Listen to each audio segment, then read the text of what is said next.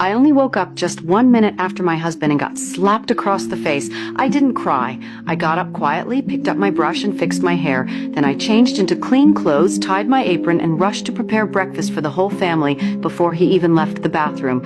Even when I tried my best to be the perfect wife, he always found something to scold me for. My daughter watched in silence, her eyes full of pain, but she couldn't help me. Her own life was a cage, too. He had forced her to drop out of school to work small jobs while only our sons were allowed to study. I didn't sit at the table. I just stood and served everyone else quietly. After they left, my day was far from over.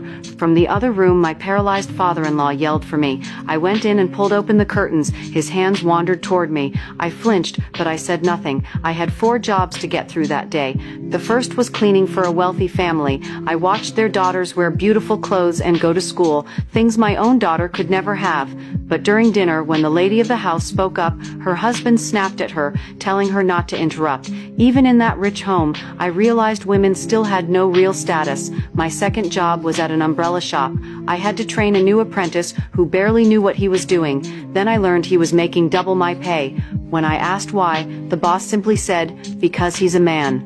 My third job was hotel laundry. I scrubbed soaking wet sheets with my bare hands. There was no elevator for me. Guests could not be disturbed by the sight of a maid.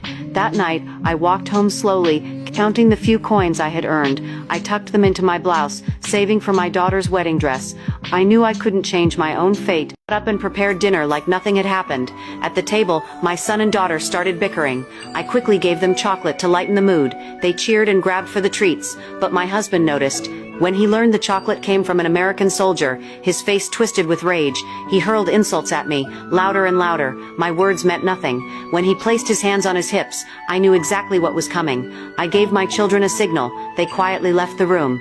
We all knew the routine. The punches came first, then the kicks. My screams filled the house while my children trembled upstairs. I didn't fight back. I never dared. The neighbors never came to help. In our world, a husband beating his wife was as ordinary as dinner and sleep. When silence returned, the boys were already asleep. Only my daughter was still awake, wide-eyed with fear. My husband changed into a fresh shirt, then ordered me to spray him with cologne before he went out for the night. After he left, I tended to my wounds quietly. My daughter came to me, and I forced a smile, pretending I was fine. But she saw the truth.